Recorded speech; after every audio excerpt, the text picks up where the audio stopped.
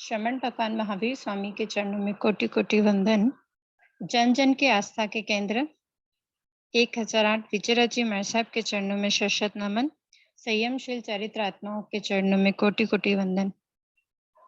आप सभी को सादर जय जिनेन्द्र। ज्ञान सीखने से पहले ज्ञान सीखने का पाठ बोलेंगे। उसके लिए हाथ जोड़कर आंखें बंद, कमर सीधी। जो जन श्रद्धा भाव से करे श्रुत्र का ज्ञान, ज्ञानावरणीय कर्म टले, प्राप्त करे सद्ज्ञान। आपका ज्ञान अनंत है, मुझे ज्ञान की प्यास। केवल ज्ञानी मैं बनूं, यही है अंतिम आस। केवल दर्शी मैं बनूं, यही है अंतिम आस। इन्हीं शुभ भावनाओं के साथ विजय वाटिका ई नवकारशाला में आप सभी को सादर जय जिनेन्द्र। जो भी गुरु भगवंतों से जाना है, सीखा है, वही आप सबके सामने रखने का प्रयास है, गुरुदेव की आज्ञा से, बड़ों की आज्ञा से। नमो अरियंताणम, नमो सिद्धाणम, नमो आयर्याणम, नमो वत्सायणम, नमो लोय सवसावणम। ऐसो पंच नमकारो सब पावक पनासनो मंगलम च सर्विसिंग पडवम हवै मंगलम। पिछले क्लास में 12 अणुव्रत कंप्लीट हो गए थे। किसी को कोई डाउट है?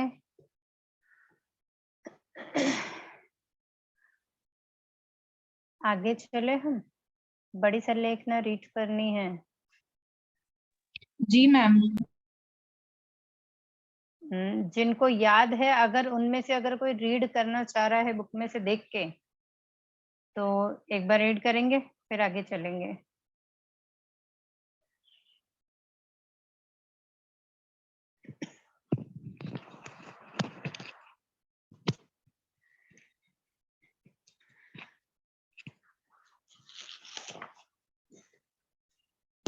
बड़ी से लिखना है। जो 12 अनुव्रत जब हम बोलते हैं तो राइट लेग ऊपर उठा के, जैसे नमोथुणम में लेफ्ट करते हैं, वैसे 12 अनुव्रत जो बोलते हैं तब राइट श्रावक सूत्र की आज्ञा में आते हैं, तब हम राइट पैर ऊपर करते हैं। और जब बड़ी से लिखना बोलते हैं तो वापस पालकती मार के बैठते हैं, फिर उसके बाद में बड़ी से लिखना बोलते हैं। तो एक बार उच्चारण कर लेते हैं। अह भंते अपच्यम मारणतीये सलहेना चूसना आराहणाय पोषशाला पूंजे पूंज कर उच्चार पाश्वन भूमिका पढ़िले कर कमना कमने पड़िकम के दर्बादिक संथारा संथारे संथार के दर्बादिक संतारा दुरूह के पूर्व या उत्तर दिशा सम्मुख पलायन कादी आसन से बैठकर करियल संपरिगयम सिर सावत्तम मत्थे अंजलिम कट्टु एवं वयासी नमुथुनम अरिहंताणम भगवंताणम जाव संपत्ताणम। ऐसे अनंत सिद्ध भगवान को नमस्कार करके नमुथुनम अरिहंताणम भगवंताणम जाव संपावि कमाणम। जय वंते वर्तमान काले महाविद्य क्षेत्र में विचरते हुए तीर्थंकर भगवान को नमस्कार करके अपने धर्माचार्य जी महाराज को नमस्कार करता हूँ।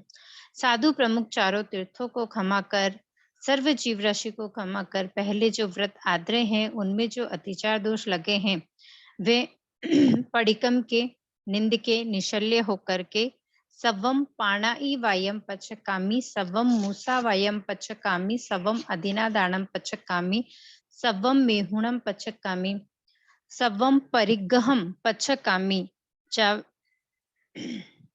सवम कोहम माणम जाव मिच्छा दंसन सल्लम अकर्णिजम पचका सवम अकर्णिजम जुगम पचकामी जावज्जीवाय तिविहम तिविहीणम न करेमी न कार्वेमी करंतप्पी अन्नम न समणु जानामी मनसा वैसा कैसा। ऐसे 18 पापस्थान पचक कर सवम अस्नम पानम खाइमम साइमम चविहम्पी आहारम पचकामी जावज्जीवाय, ऐसे चारों आहार पचक कर जम पियम इम्मम शरीरम इंठम कंतम पियम मणुणम मणाणम दिज्जम विसासीयम सन समयम अणुमयम बहुमयम भंड करंडग सम्मानम भंड करंडग सम्मानम रयण करंडग भूयम माणम सियम माणम उन्हम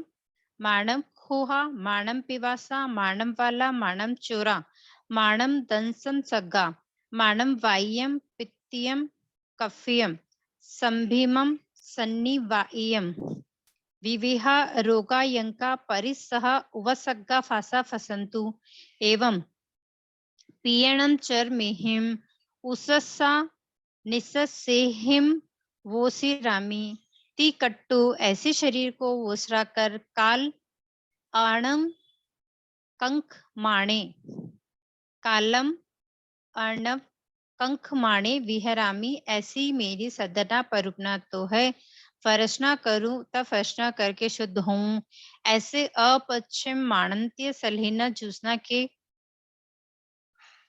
जूसना आहाराणाय पंचय्यारा चाणियवा न सामारियवा तमजाते आलूम इह लोगा संसा पाओगे पर लोगा संसा पाओगे जीविया संसा पाओगे मरना संसा पाओगे काम भोगा संसा पाओगे जो मैं दिवसी अयारो कहो तस्मच्छा में दुकड़म। एक बार उच्चारण करेंगे आप में से कोई भी।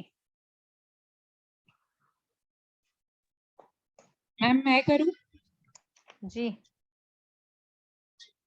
अहभन्ते अपच्छिम मारंटिया संलेहना जूसना आराहना पौषधशाला पूंज कर उच्चार पासवन भूमि का पड़िले कर गमना गमने पड़िकम कर दर्भाधिक संथारा संथार कर दर्भाधिक संथारा दुरूह कर पूर्व या उत्तर दिशा सन्मुख पल्लन पादिक आसन से बैठकर करियल संपरिगह्यम सिरसावत्तम मथे अंजलिम कट्टु एवं वयासी नमोत्थुनम अरिहंताणम भगवंताणम जाओ संपत्ताणम ऐसे अनंत सिद्ध भगवान को नमस्कार करके नमोत्थुनम अरिहंताणम भगवंताणम जाओ संपाविव कम्माणम ऐसे जयवंते वर्तमान काल में महाविदेश क्षेत्र में विचरते हुए तीर्थंकर भगवान को नमस्कार करके अपने धर्माचार्य जी को नमस्कार करता हूँ। साधु प्रमुख चारों तीर्थ को क्षमा कर सर्व जीव राशि को क्षमा कर पहले जो व्रत आदरे हैं उनमें जो अतिचार दोष लगे हैं वे सर्व आलोच कर पड़िकम कर निंद कर निशल्य होकर सवम पाणाई वायम पच्चक खामी सवम मूसा वायम पच्चक खामी सव अदीर्णा दानम पच्चक खामी सवम मेहुणम पच्चक खामी सवम परिगहम पचक खामी सवम कोहम मानम जाओ मिच्छा दंसन सल्लम पचक खामी सवम अकर्णिजम जोगम पचक खामी जावत जीवाय तीवी हेनम न करेमी न कार्वेमी करंतम पी अन्नम न समणु जानामी मनसा वैसा कायसा ऐसे 18 पाप पचक कर सवम असनम पानम खाइमंग साइमंग चौवी हम्पी आहारम पचक खामी जावत जीवाय ऐसे चारों आहार पचक कर जम पियम इमम शरीरम इत्थम कंतम पियम मनुनम मनानम भिज्जम विसासियम सम्मयम अनुमयम बहुमयम भंडम भंड करंडगस मानम रसायनकरम डगभूयम मानम सियम मानम उनम मानम कुआ मानम पिवासा मानम वाला मानम चोरा मानम दंस मसग्गा मानम वायम पित्तियम कफियम संबिम सनिवायम विविहा रोगायंका परिसहा उव सग्गा पासा कुसंतु एवं पीयणम चर मेहिम उसस्सा निसासेहिम वोसिरामी तिम ती कट्टु ऐसे शरीर को वो सिराके कालम अण्वक्कम खमाने विहरामी, ऐसी मेरी श्रद्धा प्ररूपणा तो है, संलेखना का अवसर आए संलेखना करूं तब परसना करके शुद्ध हूँ। ऐसे अपच्यम मारंतीय संलेहना जूसना आराहणाए, पंच अय्यारा जानी अव्वा न समारी अव्वा, तन जहाते आलऊं। यह लोगासन सब पाओगे, पर लोगासन सब पाओगे, जीवियासन सब पाओगे, मरणासन सब पाओगे, काम भोगासन सब पाओगे, जो मैं देवसियो अय्यारो कहो तस्मिच्छामि दुक्कड़म।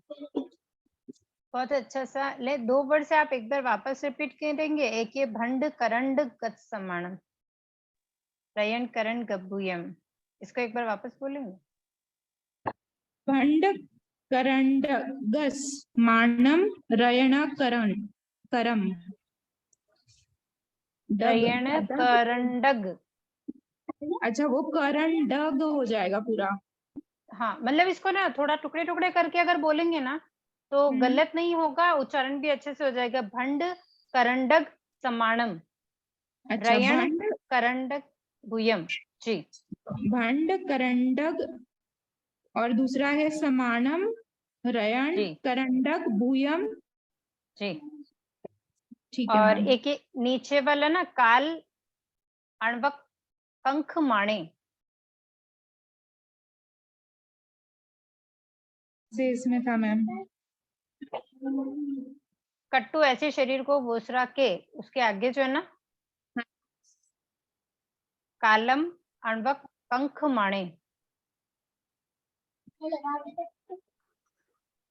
ठीक है मैम। हाँ ओके सा। हाँ ओके। आज इसका उच्चारण करके ही रखेंगे। सबसे रिक्वेस्ट है प्लीज एक एक बार अपना उच्चारण कर ले और सुनाने के भाव रखें कि है ना उच्चारण बराबर है या नहीं है। जिनको याद है उनके लिए भी और जो याद कर रहे हैं उनको लिए भी, क्योंकि एक बार जब आप उच्चारण कर लेंगे ना तो कोई अशुद्धि होगी तो उसमें सुधार हो जाएगा तो ज्यादा अच्छा रहेगा।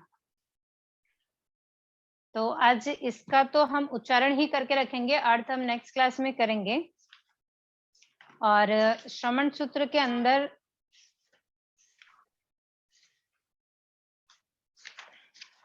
हमारी पाठी चल रही थी, हमने निद्रा दोष प्रवृत्ति कंप्लीट की थी, भिक्षा दोष वाला भी कंप्लीट कर लिया था, प्रतिलेखन दोष निवृत्ति सूत्र चल रहा था हमारा, जो पिछली क्लास में हमने नहीं किया था, तो वो एक पार्ट करेंगे, स्टार्ट करेंगे। उसके बाद एषणा के 47 दोष पढ़ेंगे आज। तो प्रतिलेखन दोष निवृत्ति सूत्र प्रतिलेखन यानी प्रतिलेखना करना। मैम पेज जैसे नंबर बता दीजिए ना। पेज नंबर 50 के आसपास प्रतिक्रमण वाले पोर्शन में। एक्चुअल में मेरा शायद आज पीडीएफ इसमें जा ही नहीं रहा है, मैंने ट्राई किया था लेकिन कुछ प्रॉब्लम आ रही है कि वो यहाँ शेयर नहीं हो रहा है।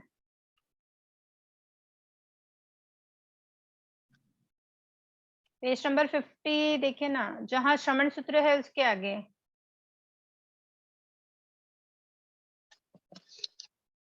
हाँ मैम मिल गया, प्रतिलेखन दोष निवृत्ति सूत्र ना। जी 51 50 पेज नंबर 50। जी, तो उच्चारण करेंगे पहले। पडिक्कमामि चाउ कालम सज्जा यस, सज्जा यस अकरणयाए,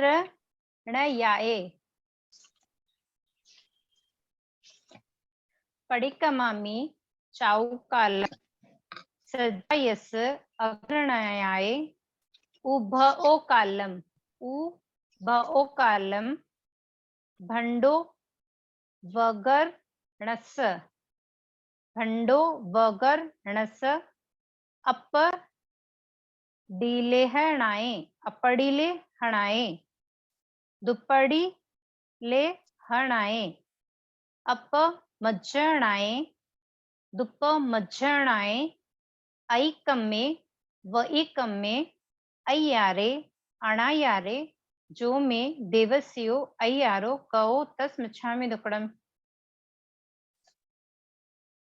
ओके सा। तो जी मैम। इसका अर्थ है ये है प्रतिलेखन, जो प्रतिलेखन गुरु भगवंत दोनों समय करते हैं। प्रातःकाल भी और सायंकाल भी, उसके बारे में है। तो परिक्रमामि यानी प्रतिक्रमण करता हूँ। किसका प्रतिक्रमण है? चारों काल, यानी कि चारों काल का, जितने पहर होते हैं ऐसे चारों काल का प्रतिक्रमण करता हूँ। सच्चा यस स्वाध्याय के अकरणाए, न करने से, मतलब जिस काल में स्वाध्याय करना था वह न किया हो। उभय कालम, दोनों काल में। भंडो वगर नस, यानी कि भंड पात्र जितने भी, मतलब जो भी सामान उनका है, जितने भी उपकरण उनके पास है उनका, अपरिलेहणाए, अप्रतिलेखन से, मतलब प्रतिक्रमण करता हूँ चारों काल का, ठीक है, जिस काल में स्वाध्याय करना था और दोनों काल में भंड उपकरण जो थे उनकी प्रतिलेखना करनी थी। दुपड़ी ले है, दुष्प्रतिलेखना क्यों, मतलब उसकी प्रतिलेखना करनी थी, जो समय था उस समय वो काम नहीं किया हो। अपमज्जनाए, अप्रमार्जन किया हो, दुष्प्रमार्जन किया हो। ऐकम में अतिक्रमण संबंधी, वैकम में व्यक्तिक्रम संबंधी, अय्यारे अतिचार संबंधी, अणायारे अनाचार संबंधी। जो में देवी से अय्यारों का तस्मिच्छामि दुक्कड़म, यानी मतलब प्रतिक्रमण करे उस चारों काल का जिस काल में, जैसे पहले में स्वाध्याय करना था, फिर प्रतिलेखन करना था, फिर प्रमार्जन करना था, मीन्स कोचरी के लिए कहे तो एषणा वाले दोषों को टालना था। और ऐसे इस प्रकार अगर कोई भी दोष लगा हो तो उसमें अतिक्रम, व्यक्तिक्रम, अतिचार, अनाचार, इन चारों को जानते जानते कोई दोष लगा हो तो मिच्छामि दुक्कडम। तो प्रतिलेखन सूत्र निवृत्ति सूत्र में किसी को कोई डाउट हो या कोई उच्चारण करने के भाव रखते हैं तो बोलें।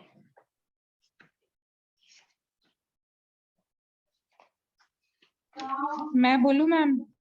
बिल्कुल बोल दीजिए सर, एक बार बोल देंगे तो क्या क्लियर हो जाएगा कि हाँ ये वर्ड्स क्लियर हो गए हैं, कोई डाउट होगा तो भी क्लियर हो जाएगा उसमें। हाँ, मैं बोलूं कि मैडम?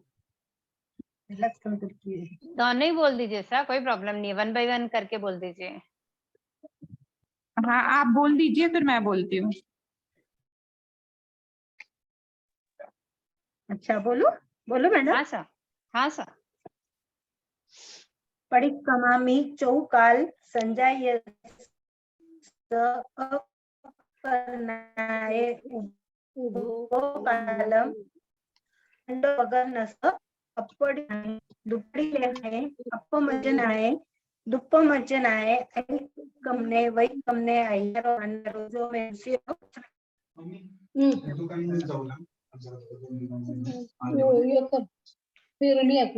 जी नेक्स्ट। बड़ी मैं बोल रही हूँ मैम। जी प्रतिलेखन दो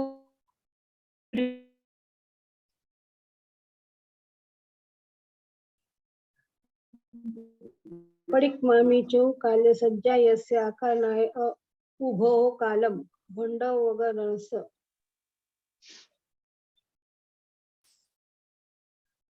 वैकम में अय्यारे अनायारे जो में देवसियो अय्यारो का तस्मिच्छामि दुक्कडम।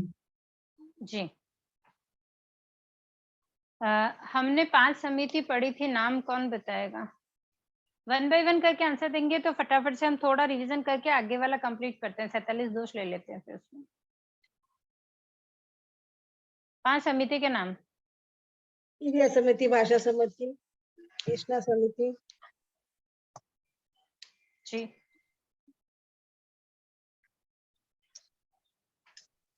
समिति कितनी है?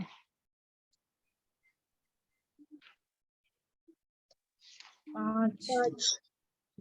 तो 5 समिति से 3 समिति के नाम तो आपने बोले सा, क्रिया समिति, भाषा समिति, भाषा एषणा समिति। समिति। चौथी और 5वीं समिति कौन सी है? आदान दंड मात्र निक्षेपना समिति। जी उच्चार तो प्रस्वन खेल सिंगान जल परिस्थ पानिका समिति। जी तो ये 5 समिति थी और 3 गुत्ती कौन सी है? मन वचन काया। मनोगुत्ती, वचन गुत्ती, काया गुत्ती। जी अब इसमें मुझे आप बताइए एरिया का मतलब हमने क्या पढ़ा, क्योंकि बहुत शॉर्ट से रिवीजन करके अपन आगे चलना। चलते हैं। चलना। ये यानी चलना। और समिति का मतलब क्या हुआ? विनय पूर्वक। जी। और कुछ?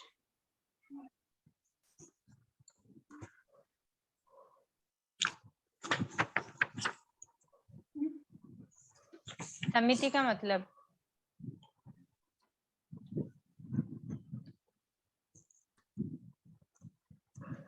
आप सबने फर्स्ट का एग्जाम दे दिया होगा। सम्यक लंच प्रकार से के बाद। प्रवृत्ति करना। जी। क्रिया यानी चलना, समिति यानी सम्यक प्रकार से उसकी प्रवृत्ति करना। तो क्रिया समिति यानी कि चलने के लिए जब चलते हैं तब भी सम्यक प्रकार की प्रवृत्ति यानी कि यत्न पूर्वक चलते हुए अपने कार्य को खत्म करना। भाषा समिति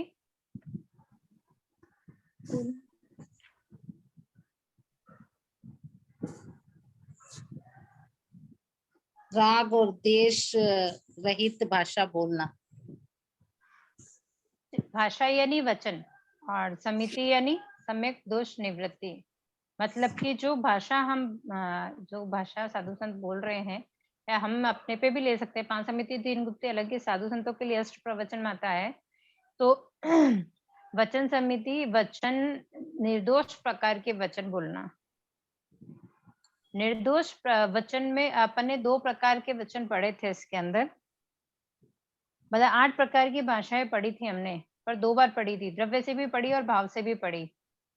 तो द्रव्य से 8 प्रकार की भाषा कौन सी है?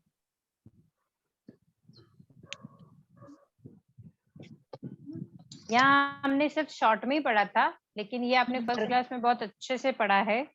हमने रिवाइज किया था जी। कर्कशकारी, कठोरकारी, निश्चयकारी, हिंसाकारी, छेदकारी, भेदकारी। हिंसाकारी।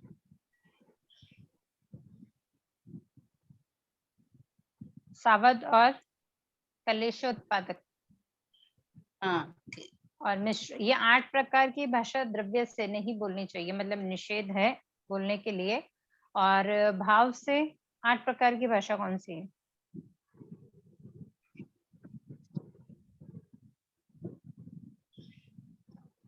भाव से तो राग द्वेष रहित भाषा बोलना चाहिए ना।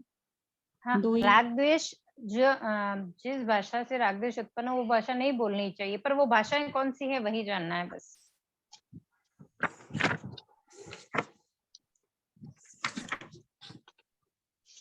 क्रोध, मान, माया, लोभ, हास्य, भय, मुखरी वचन, विकथा, ये 8 प्रकार की भाषाएं जो होती है, इन 8 प्रकार की भाषाओं में राग द्वेष उत्पन्न करने वाली भाषा नहीं बोले।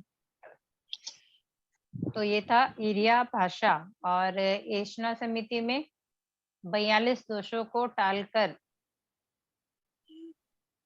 आहार पानी ग्रहण करना। तो हमने ऊपर के पढ़े थे, 42 दोष पढ़ने थे। आज हम 42 दोष पढ़ेंगे। लेकिन सिर्फ शब्दों के अर्थ एक बार बता दीजिए। आदान भंड मात्र निक्षेपणा, मतलब चौथी समिति है, उसका मतलब क्या है?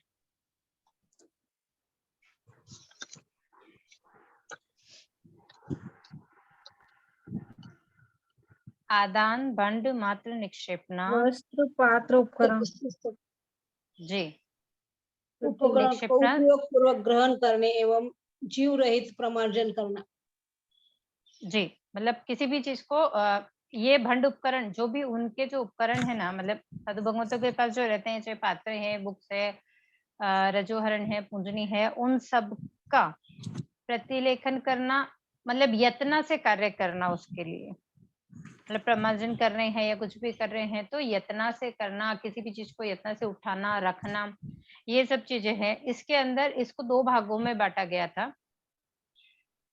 जो आदान भंड मात्र निक्षेपणा समिति है, हमारे सिलेबस में नहीं है, सिर्फ एक ऐसे ही झलक से आपको बता रही हूँ। इसके उसको 2 भागों में बांटा गया है। एक तो ओद उपाधि और एक है औग्रहिक उपधि। ठीक है। ओग उपधि जो है वो, उसका मतलब क्या है कि जो चीज वो हमेशा अपने पास रखते हैं। ओघ यानी हाँ, जो चीज वो हमेशा अपने पास रखते हैं वो ओग उपदी है, यानी कि उसमें एग्जाम्पल अपन रजोहरण को रजोहरण से अपन याद रख सकते हैं उसको। और औपग्रहिक उपधि, उसका मतलब है कि जिस चीज को किसी कारणवश से ग्रहण किया हो, मतलब जो किसी कारण से ही ग्रहण की जाती है, वापस छोड़ दी जाती है, तो वो क्या है? एक एग्जांपल दीजिए। जैसे पाठ पाटला। जी, जो हमने 12वें अणुव्रत के अंदर जो पढ़ा था ना, अप्रतिहारी और प्रतिहारी, तो वैसे ही ओग उपधि और औपग्रहिक उपधि है। ठीक है सर, तो ये है फोर्थ वाली हो गई है। अब फिफ्थ, उच्चार, प्राशवन, खेल, जल, सिंगाण जल परिस्थापनिका समिति। तो उच्चार यानी, जल्दी से आंसर कीजिए, बड़ी आगे नीट, चलते हैं। बड़ी नीत, पाशवन, लघु नीट, खेल, मुंह से निकला बलगम, और सिंघाण, शरीर का पसीना, नहीं नाक से निकला निकलने वाला श्लेष्म। हम्म, जी, जल यानी शरीर का मैल, और परिस्थापनिका यानी परखना। फर्क नहीं। ठीक है, तो ये जो पांचवी समिति है, इनके 10 प्रकार बताए गए हैं। जो हमने पढ़ा वो उसका अर्थ था। इसके 10 पॉइंट्स है कि कहाँ कहाँ जो ये उच्चार पाशवन है, मतलब जो परखने योग्य वस्तुएं हैं, वो कहाँ और किस स्थान पर परखी जानी चाहिए। तो ऐसी जगह को क्या कहते हैं? ये हमारे सिलेबस में है। ओके, ऐसी जगह को क्या कहते हैं? जहां पर परखने योग्य वस्तु परखी जाए, ऐसी जगह, ऐसे स्थान को क्या कहते हैं? स्थंडिल, स्थंडिल।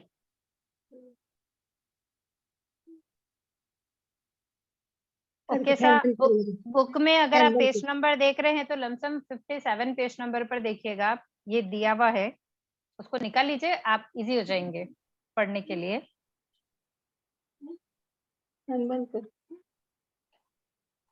लमसम 57 पेज पर उच्चार पाशवन, खेल, सिंघाण जल परिस्थापनिका समिति के 10 दोष हैं, यानी कि स्थंडिल के 10 दोष हैं, जहां पर परखने योग्य वस्तु को परखी जाए, वो भूमि कैसी हो, उसके बारे में यहाँ जानेंगे हम। तो पहला है अणा वाय संलोए। अणा वाय संलोए यानी कि जहां मनुष्यों का आना जाना न हो, वहां पर परखे। मतलब ये जो 10 जगह बता रहे हैं ना, ये परखने की बता रहे कि कौन कौन से स्थान पर परखना है और कौन कौन से स्थान पर नहीं परखना है। ठीक है, तो पहला जो है वो है कि जहां मनुष्यों का आना जाना या देखना ना हो, मतलब जहां भीड़ भाड़ ना हो, इंसान कम निकलते हो, वैसी जगह का साइट देखकर अच्छे से उस भूमि का प्रमार्जन करके उसके बाद में वहां परखें। नेक्स्ट है परस अणु वग्घा इये, यानी कि जहां पर जीवों का उपघात ना हो। ऐसा नहीं है कि परख दिया, वहां जीव आ गए, मर गए, तो वो जो जीवों की हिंसा होगी वैसी जगह पर ना परखे। थर्ड है समय। समय यानी समभूमि, मतलब जो उबड़ खाबड़ ना हो, एकदम समतल भूमि हो, वैसी समतल भूमि पर जाकर परखना। अज्झू सिरे, अज्झू सिरे यानी पोलार रहित, यानी कि तृण आदि आच्छादन से रहित भूमि ना हो, मतलब किसी भी जगह पर कुछ पड़ा है, वहां किसी मतलब घास पास होती है ना, उससे सूखा, उससे ढकी हुई अगर कोई जगह है तो वहां उसके आसपास न पड़े, क्योंकि वहां जीवों के होने की संभावना होती है। फिफ्थ है अचिर काल कयन्मी। अचिर काल कयमी यानी कि थोड़े काल की जो अचित भूमि है, थोड़े काल की जो अचित भूमि है पर पठे। विच्छिन्न जगन्य एक हाथ चौरस भूमि पर पठे। विच्छिन्न यानी कि चारों तरफ एक हाथ की चौरस भूमि देखकर, मतलब समतल भूमि है उसके अंदर भी एक हाथ का एक इशारा लेकर कि इतनी भूमि पर कुछ भी नहीं है, समतल भूमि है, चौरस है, वहां पर मतलब प्रमार्जन कर कर उसके बाद में पढ़े। फिर है दूर मोघाड़, यानी कि 4 उंगल अचित भूमि पर पढ़े, यानी कि भूमि से 4 उंगल ऊपर करके, ज्यादा ऊपर से नहीं है कि खड़े खड़े ही डाल दिया है, खड़े खड़े ही पलट दिया है, वैसा नहीं करे, 4 उंगल उचित भूमि पर पढ़े। ना सन्ने यानी ग्राम, नगर, उद्यान के अत्यंत निकट न पढ़े, क्योंकि ग्राम, नगर, उद्यान होंगे तो उद्यान जैसे हुए तो वहां घास फूस और वो रहती है, तो जीव ज्यादा होते हैं, छोटे छोटे जीव होते हैं जो अक्सर दिखते भी नहीं है। और ग्राम नगर के जहाँ लोगों का ज्यादा आना जाना हो, जैसे हमने फर्स्ट वाला पढ़ाई था कि जहाँ मनुष्य का आना जाना ना हो वहां पढ़े, तो ग्राम, नगर, उद्यान के आसपास में या अत्यंत निकट न पढ़े। नेक्स्ट है विल वज्जी ए, विल यानी बिल, यानी कि चूहे आदि के जो बिल होते हैं वहां पर न पढ़े, मतलब उनसे दूर जाकर पढ़े, उनके आसपास में न पढ़े। नेक्स्ट है तस पाण बीय रहिए, तस यानी त्रस, पाण यानी प्राणी, बी यानी बीज, रहिए मतलब रहित हो, मतलब जो त्रस पानी तथा बीज आदि के रहित जो भूमि हो वहां पर उपयोग सहित पढ़े, मतलब ऐसा नहीं कि बिना देखे ही पलट दिया है, पलटना है लेकिन उपयोग सहित पलटना है। इस तरह यह हमारी 5वीं समिति उच्चार, पचमन, खेल, सिंघाण, जल परिस्थापनिका समिति के स्तंडिल के 10 दोष हैं, जिनके नाम हमारे सिलेबस में आए हैं, उसके मीनिंग्स मैंने आपको बताए हैं। गुप्ती 3 प्रकार, गुप्ती 3 प्रकार की, मन, वचन और काया। तो मन, वचन और काया गुप्ती के अंदर संभ्रम, समारंभ और आरंभ, इन 3 चीजों में उसको डिवाइड किया गया है। तो संभ्रम का मतलब मन का संभ्रम को समझते हैं। मन की अशुभ प्रवृत्ति, पहले तो गुप्ती किसको कह रहे हैं अपन, जहां मन, वचन, काया की अशुभ प्रवृत्ति होती हो उसे गुप्ती कहते हैं, ठीक है। तो संभ्रम, मन से संभ्रम को समझ रहे हैं कि दूसरों को हानि पहुंचाने के लिए मन में ध्यान करना या विचार करना, मन के अंदर ही ध्यान करना कि वह मर जाए, तो ऐसा ध्यान करना मन गुप्ती का समारंभ है। और संभ्रम है, मिच्छामि दुक्कडम, संरंभ है, पहला संभ्रम है, दूसरा समारंभ है, तीसरा आरंभ है। तो मनोगुप्ती का जो संभ्रम हम पढ़ रहे हैं उसमें है कि अपने मन में ऐसे मतलब किसी को हानि पहुंचाने का विचार करना, ऐसा ध्यान करना कि भाई वो मर जाए, तो वो मन गुप्ती का संभ्रम है, मन में विचार करना। समारंभ यानी कि उनको हानि पहुंचाने के लिए मन की प्रवृत्ति कर लेना। इन तीनों का मतलब होता है एक का स्टार्टिंग करना, मिड में वो काम शुरू हो जाना, और आरंभ यानी उसका खत्म कर देना। इस तरह समझ के अगर रखेंगे तो वो याद रह जाएगा। संभ्रम यानी किसी को हानि पहुंचाने के लिए विचार किया, समारंभ दूसरों को हानि पहुंचाने के लिए मन की प्रवृत्ति शुरू कर दी कि बस ये तो करना ही है, और आरंभ यानी सिर्फ शुभ अशुभ भावों से उसको हानि पहुंचा ही दी। मतलब हम क्या बोलेंगे ना, जादू टोने वगैरह जो करते हैं ना, वो कहीं जाते थोड़ी किसी को कुछ बोलते ही नहीं है ना, वो तो अपनी जगह बैठ के भी किसी को भी नुकसान पहुंचा सकते हैं। तो ऐसे मन में जो विचार आए, संभ्रम, समारंभ, आरंभ, संभ्रम यानी विचार करना, समारंभ यानी उसके लिए तैयार हो जाना, उसकी प्रवृत्ति शुरू कर देना, और आरंभ यानी उस कार्य को समाप्त कर देना। ओके सा,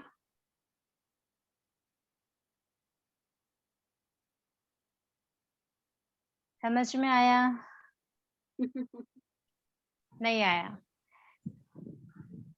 नहीं आया हाँ ना? मैडम, ये फर्स्ट क्लास में सिखाए थे ना मैडम? हाँ सर, ये फर्स्ट क्लास में है हमारे, इसमें बहुत है ना, मतलब 5 समिति 3 गुप्ती दी, बहुत शॉर्टकट में दी गई है, हाँ, ठीक है ना। जैसे नाम दिए गए हैं, इसका वर्णन यहाँ नहीं आया क्योंकि वो फर्स्ट में करवाया है।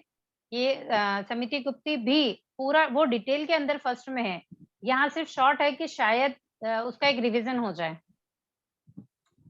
ठीक है मैडम। समझ में आया कि वापस से बताऊं, ये बताइए आप मुझे।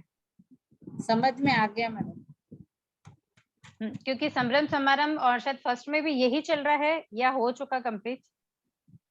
वापिस एक बार कहो ना मैडम। हाँ सर, बिल्कुल। मन, वचन और काया गुप्ती है, उसका संभ्रम समारंभ और आरंभ, 3 वर्ड्स है जो हमें पढ़ने हैं। इन तीनों के अर्थ को समझना है, ठीक है। मैंने अभी बताया था मन गुप्ती से कि मन गुप्ती का संरंभ कि जो दूसरों को हानि पहुंचाने के लिए विचार करना, क्योंकि मन से कर रहे हैं ना।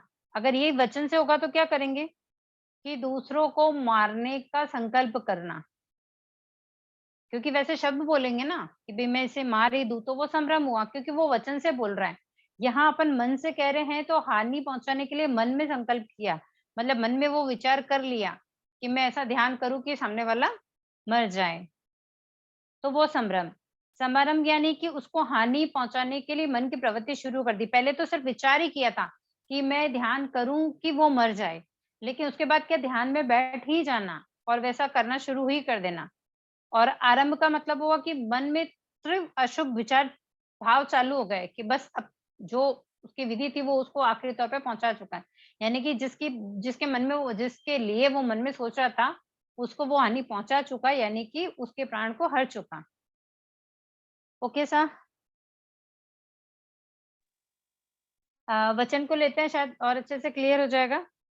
वचन का संरंभ है कि दूसरों को मारने के लिए समर्थ ऐसे संकल्प सूचित शब्द बोलना, यानी कि वचन है, वचन यानी बोलना हुआ, ठीक है ना। तो किसी को अभी जैसे हमने मन से विचार किया था कि उसको मारना है, ठीक है, लेकिन बोला नहीं, किसी को पता नहीं, सिर्फ मन को पता है।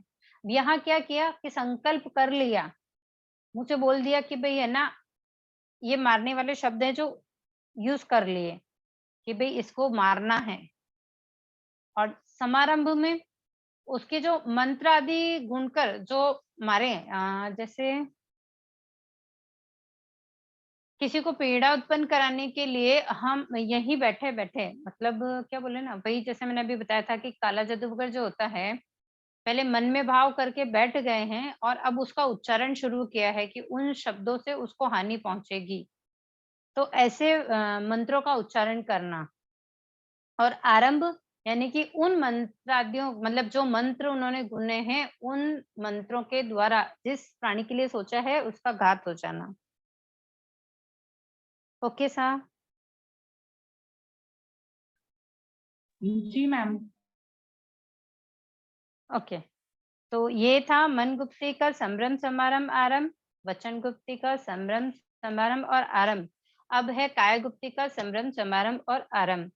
तो काया गुप्ती के संभ्रम के अंदर किसी भी जीव को क्योंकि ये काया से होना है, पहले मन में विचार किया फिर वचन से बोला, अभी काया भी उसका साथ देगी, यानी कि यष्टि मुष्टि किसी भी तरह। अभी जैसे काया का मतलब है, जैसे गुस्सा आ रहा है कि उसको मारना है, मन में विचार आ गया, बोल दिया कि उसको मारूंगा ही, लेकिन करेंगे कैसे।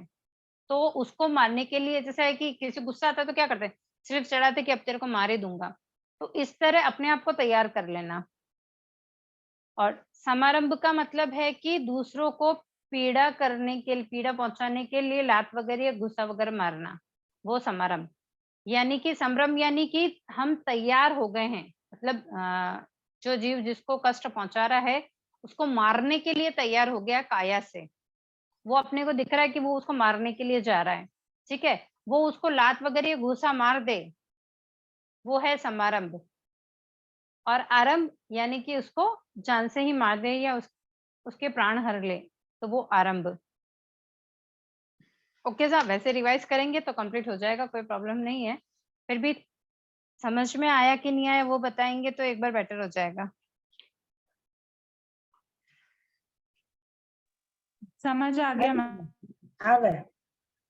तो आज हमने स्तंडिल के 10 दोष भी पढ़े हैं और मन वचन काया इन तीनों गुप्तियों के संभ्रम समारंभ और आरंभ भी पढ़े हैं। अपने सिलेबस में उतना ही है।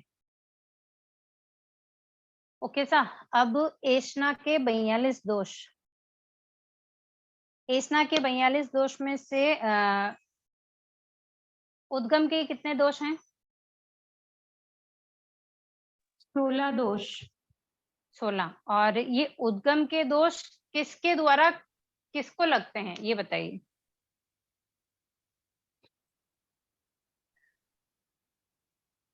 श्रावक के द्वारा साधु संत। क्रैस के द्वारा साधु संतों को ये दोष लगता है। तो कैसे लगता है इसको हम समझेंगे और कोशिश करेंगे कि हमारे द्वारा गुरु देव वाला भगवंतों लगाए को हैं मैं काढ़ो। हाँ लगा लगा। हाँ लगा।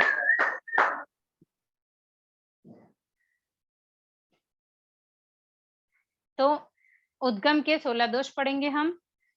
एषणा के 42 दोष कौन कौन से हैं, पहले एक बार वो बताएंगे। उद्गम के 16 बताए। नेक्स्ट। उत्पादन के 16 दोष, जी। एषणा के 10 दोष और मांडला के 5 दोष। मैंने एषणा के 42 दोष पूछे थे, 47 नहीं। अच्छा सॉरी, तो 10 माइनस करना है। 10 क्यों करना है ऐसा? देखिए 16 क्वेश्चन पे बिल्कुल फोकस करना, क्योंकि ये सिलेबस में उतना तो है कि मोटा मोटा अक्षर ही आएंगे, पर वहां गलत हो सकते हैं, संभावना हो जाएगी गलत होने की। मैंने पूछा था कि एषणा के दोष कितने हैं।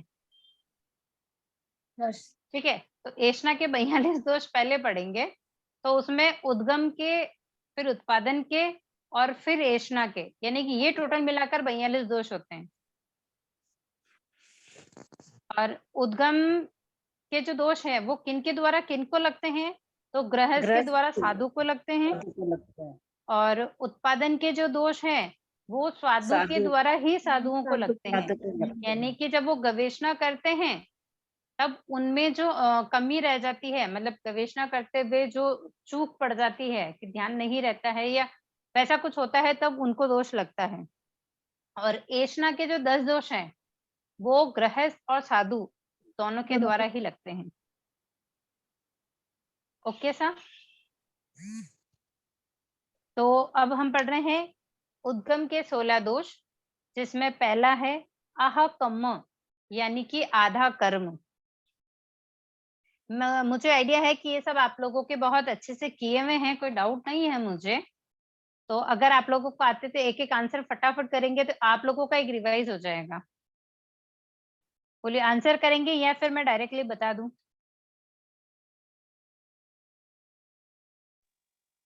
मैम आप बता दो। ओके सा, आधा कर्म यानी आधा कर्म। आधा कर्म क्या हो गया कि जिस साधु के लिए आहार बना हो वही साधु लेके जाए, उसको आधा कर्म कहते हैं। ठीक है। आदेशिक, आदेशिक यानी अन्य साधु के लिए बनाया हुआ आहार कोई और ले जाए। मतलब आधा कर्म और आदेशिक को ज्वाइन करके देख लेते हैं। आधा कर्म यानी जिस साधु के लिए बनाया है। अभी जैसे कोई संत आए हैं कि भाई आज अचानक में बता रहे हैं कि हाँ भाई हमारे साथ गोष्ठी के लिए आएंगे, तो उनके हिसाब से खाना आहार बनाया है और वही हमारे साथ लेके गए, वो आधा कर्म लगा।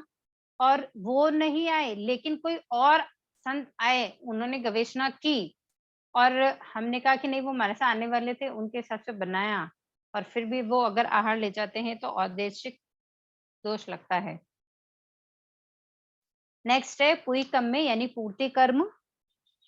शुद्ध आहार आदि में अशुद्ध आहार का अंश भी मिला देना और ऐसे आहार को लेना, क्योंकि ये दोष गृहस्थों के द्वारा साधु को लगते हैं। तो गृहस्थ गड़बड़ करता है, अगर गवेषणा में कमी रहती है तो साधु को दोष लगता है। तो पूर्ति कर्म शुद्ध आहार जो था उसके अंदर अशुद्ध आहार का अंश मिला दिया। कुछ लगा कि नहीं आएंगे, 2 रोटी का आटा लगाना था 4 का लगा दिया। ऐसा कुछ करके मिश्र जात में है गृहस्थ के लिए और साधु के लिए सम्मिलित बना हुआ आहार। मतलब गृहस्थ के तो बन ही रहा है, लेकिन अब पता है कंफर्म कि भाई महाराज हमारे घर गुजरी आएंगे ही आएंगे, तो फिर जो भी खाना बनाया है उसमें और मिक्स करके उनके निमित्त से भोजन बनाया, आहार तैयार किया, तो वो मिश्र जात आहार होगा। फिर है स्थापना। स्थापना यानी साधुओं के लिए अलग रखा हुआ आहार आदि लेना। मतलब आप रूटीन में खाना बना के जहाँ रख रहे हो वहां आपने रखा, लेकिन आपको पता है आज हमारे साथ आने वाले हैं, तो आपने उसको उठा के कहीं और एकदम व्यवस्थित कर दिया कि नहीं यहाँ कोई अस्वस्थता नहीं होगा और मेरे से गुजरी ले जाएंगे। तो इस तरह स्थापना किया हुआ अगर आहार वो लेते हैं तो दोष लगता है। पहुड़िया। साधु को अच्छा आहार देने के लिए मेहमान और मेहमानदारी के समय को आगे पीछे करके आहार बना हो वैसा आहार लिया हो।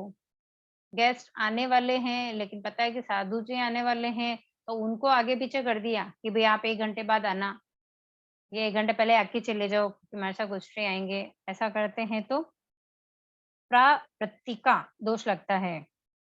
नेक्स्ट है प्रादुष्करण।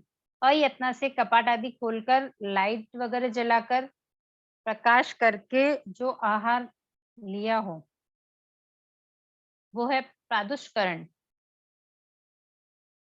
जैसे हमारा सब पधारे हैं, अंदर रूम में कोई चीज पड़ी है, उनको कलपती है देनी है, लेकिन आके लाइट जलाई हो, कपाट खुला हो, चूंकि वहां तो अंधेरा ही होता है, वहां से कोई चीज निकाल के प्रकाश में लाकर उनको बहराई हो।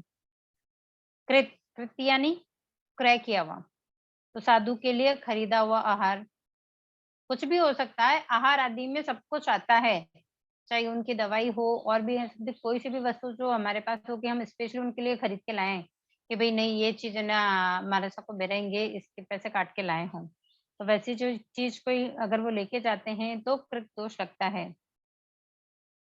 प्रमित्य। साधु के लिए उधार लाया हुआ आहार आदि।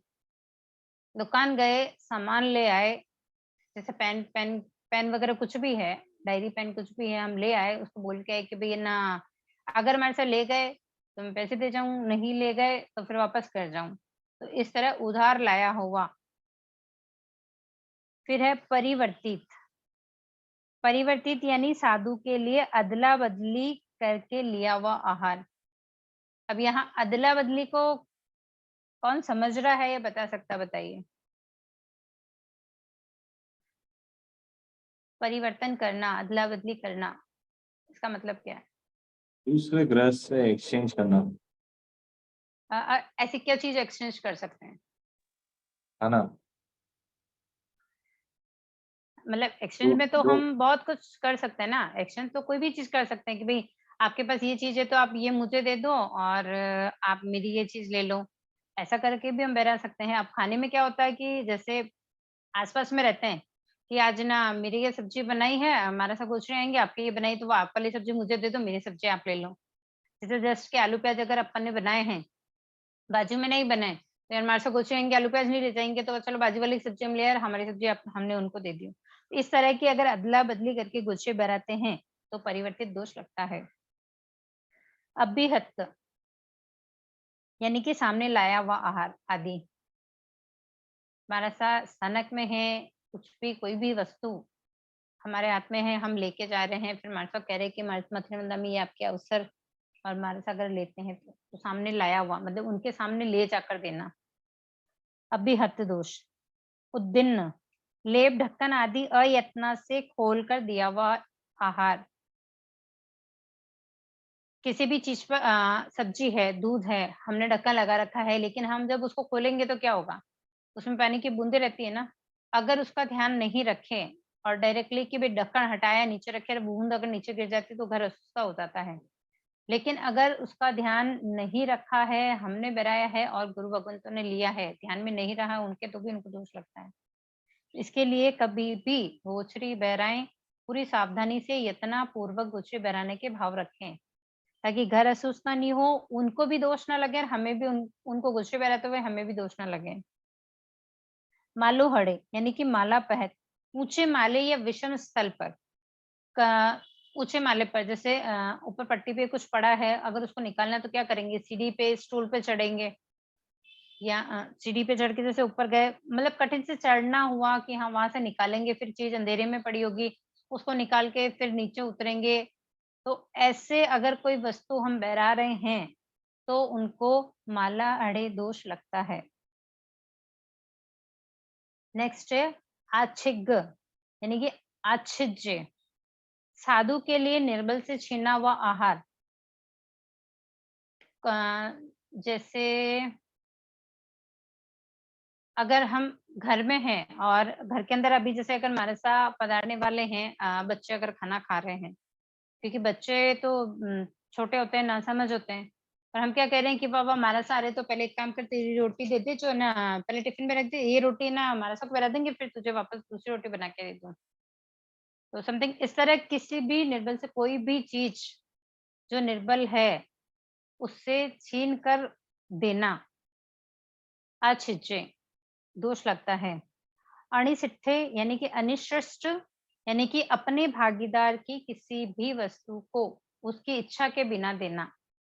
किसी चीज पर आपका भी अधिकार है, आपका एक पार्टनर है उसका भी अधिकार है, ठीक है, आपने उससे पूछा ही नहीं, आपने उसे बिना पूछे अगर वो चीज गुरु भगवंतों को बहराई है तो अनिशिष्ट दोष लगता है, क्योंकि उस पे सिर्फ आपका अधिकार नहीं था, आपके भागीदारी का अधिकार भी था। तो आपको उनसे पूछकर ही वो चीज, अगर उनकी इच्छा है तो ही वो चीज बहरानी चाहिए, अगर इच्छा नहीं है तो वो चीज आपको नहीं बहरानी चाहिए। अजो ये राय यानी अध्यव पूर्वक साधु संतों का गमन सुनकर बनते हुए भोजन में सामग्री को मिलाना, यानी कि आटा लगा चुके हैं, लगाने की बिल्कुल तैयारी हो गई है, ठीक है, जब भी सुना कि महाराज आए हुए हैं और गुजरी इस बार इधर ही पधार रहे हैं, नहीं भी 2 रोटी का आटा और डाल दिया जाए, सब्जी बना रहे हैं, हमारे साथ गुजरी इधर ही पधार रहे हैं, मतलब उनका सुनकर कि वो इधर ही आ रहे हैं या हमारे घर गुजरी आ रहे हैं, ऐसा सुनकर हम अगर खाने में या आहार में कोई भी चीज मिक्स करते हैं तो वो अध्यव पूर्वक दोष कहलाता है। इस तरह उद्गम के 16 दोष है जो श्रावकों के द्वारा, गृहस्थियों के द्वारा साधुओं को लगता है। क्लियर ऐसा? जी मैम। हाँ, तो 16 उत्पादन के दोष और कर लें आज।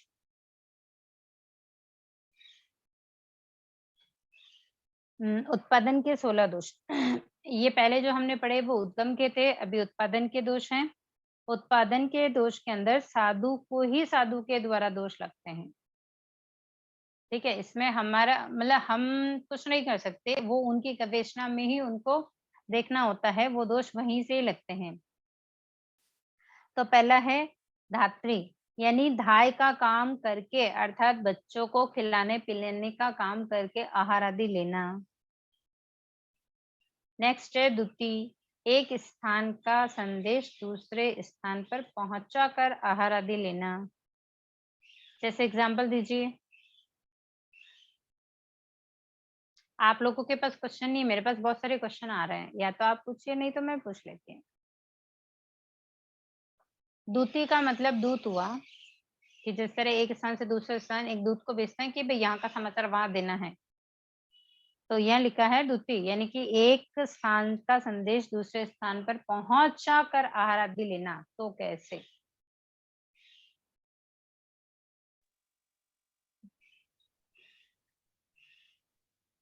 जब कोई गांव में मारसा जाते हैं और अगर वहां नहीं मिलता है तब किसी दूत को भेज के बोलते हैं, तो ये दोष लगता है क्या? ना ना ना ना ना, ये मारासा के द्वारा ही लग रहा है। बोले तो अभी जैसे मारासा आपके घर गुजरी पधारे हैं, ठीक है, आप उनको नहीं जानते हो, ठीक है, लेकिन जब उनको पता लगा आपके घर आए, आपका नाम पूछा, तो हाँ अच्छा आप तो उनके हो ना, हाँ उन्होंने कहा था कि मारासा आप वहां जाओ तब वहां गुजरी का अवसर देखना, तो आप खुश हो गए कि भाई ये तो हमारे ही मतलब वहां से आए हैं, या गांव क्षेत्र का नाम बताया कि हाँ ये तो हमारे गांव के हैं या ऐसे हैं, तो वो जो भावनाएं बदल जाती है ना। तो क्यों बदली? पहले तो नहीं बदली थी, पहले तो ये था ना कि भाई हमारा सा गोश्री बजा रहे हैं, उनको गोश्री बहरानी है, लेकिन बाद में भाव क्यों बदले? क्योंकि जब उन्होंने ये संदेश दिया, मतलब जब उन्होंने ये बात बताई तब, तो ऐसे बहुत सारे पॉइंट्स हैं। इसी के क्यों में बहुत सारे ऐसे पॉइंट्स आते हैं, जब सिर्फ उनके व्यवहार से या उनके बात से हमारे भाव में परिवर्तन आ जाता है। Okay sir? जी मैम। नेक्स्ट, निमित्त। भूत, भविष्य और वर्तमान आदि निमित्त बताकर आहार आदि लेना। यानी कि किसी का भूत भविष्य, क्या भूतकाल में ऐसे थे, आपका भविष्य ऐसा है या वर्तमान ऐसा है, ऐसा उनको बताकर लेना। क्योंकि कहते हैं ना, कुछ कुछ ज्योतिषी विद्याओं के जानकार होते हैं, आगे पीछे का ज्योतिषी ज्ञान से बताते हैं कि भाई ये अच्छा है, ये बुरा, ऐसा करो वैसा करो, वैसा बताकर आहार आदि लेना। आजीव, अपनी जाति कुल आदि बताकर आहार लेना, कि मैं तो इस कुल का हूँ, मैं इस जाति का हूँ, ऐसा कहकर आहार आदि लेना। वणिमग्गे यानी वनिपक, वनिपक यानी प्रकट करना, दीनता को प्रकट करना।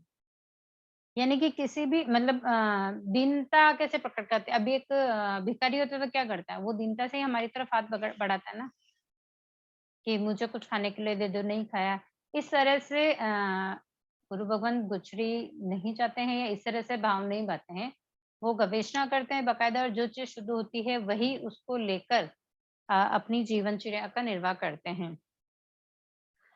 नेक्स्ट है तिगिच्छ चिकित्सा। चिकित्सा करके आहार आदि लेना, मतलब कोई चीज, कोई दवाई उनके पास है, वो जान रहे हैं, वो श्रावक को दे रहे हैं, ये ले लीजिए आप ठीक हो जाओगे, ऐसा वैसा, ऐसा करके फिर वहां से आहार आदि लेना। क्रोध, क्रोध करके लेना, कहीं गए हैं, किसी बात पे गुस्सा आ गया है, कहीं अस्वस्थता हो गया है, ऐसा मन में भाव आया, क्रोध किया, फिर गुजरी ली, तो भी दोष लगता है। मान किया यानी कि किसी चीज का अभिमान आ गया, हाँ मैं तो इस कुल से हूँ, संघ से हूँ, ऐसे अभिमान करके लिया, तब भी उनको दोष लगा।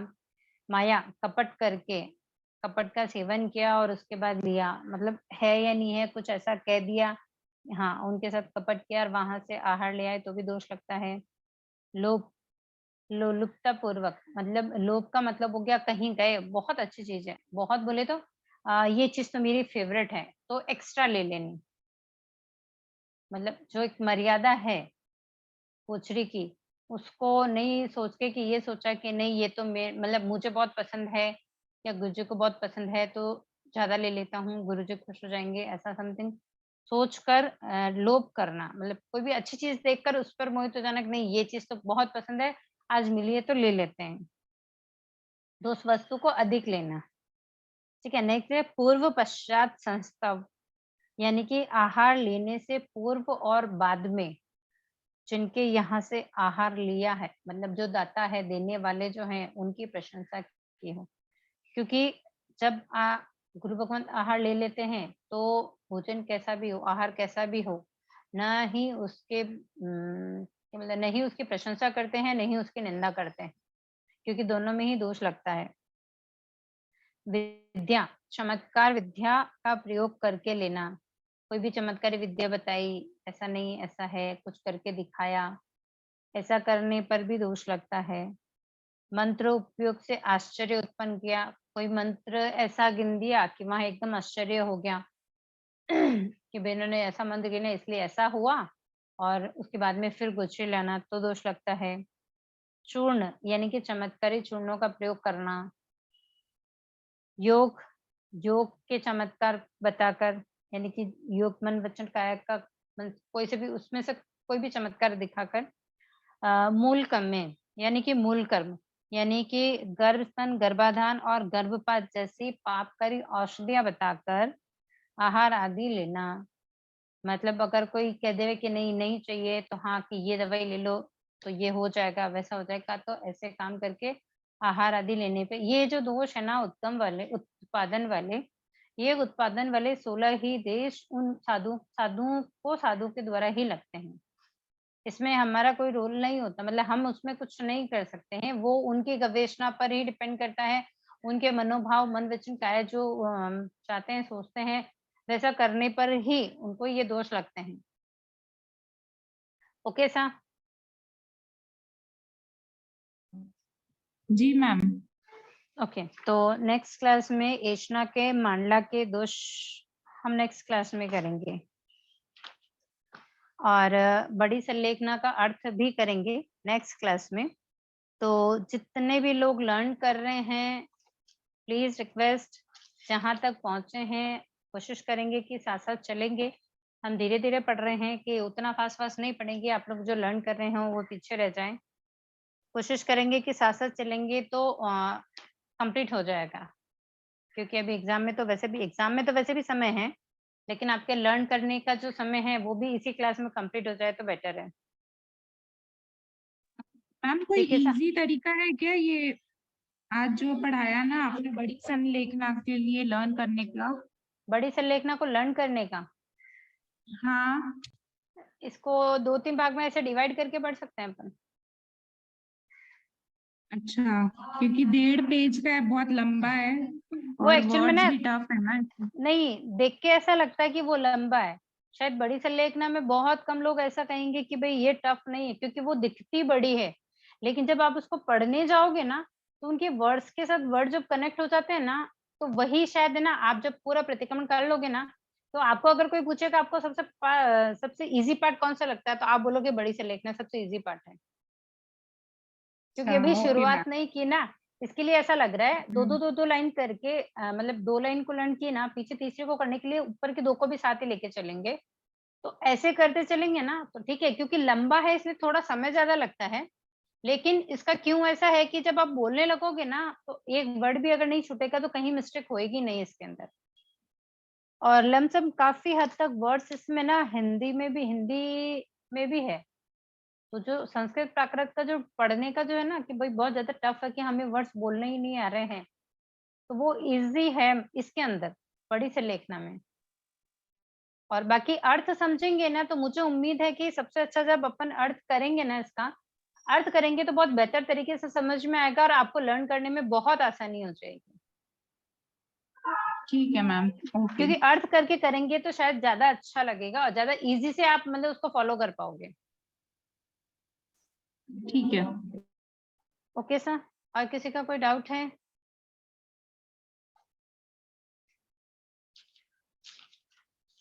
तो आज की क्लास यही समाप्त की जाए, अगर किसी का डाउट नहीं है तो। जिनवाणी के विरुद्ध कुछ भी कहने में आया हो तो मिच्छामि दुक्कडम। मेरे शब्दों से आप किसी का भी हृदय दुखा हो तो मिच्छामि दुक्कडम, सबसे बारंबार क्षमा याचना। कृतज्ञता व्यक्त करेंगे। अहो गुरुवर कृपा करे,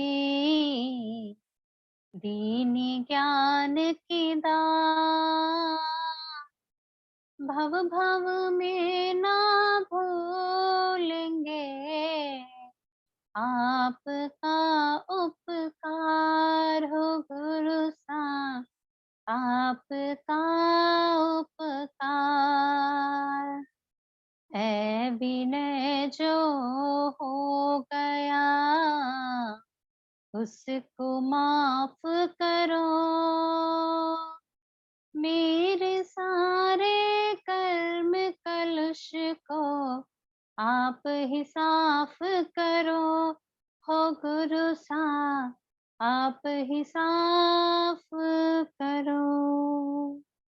सभी को सादर जय जैन, बहुत बहुत धन्यवाद, बहुत बहुत आभार सा।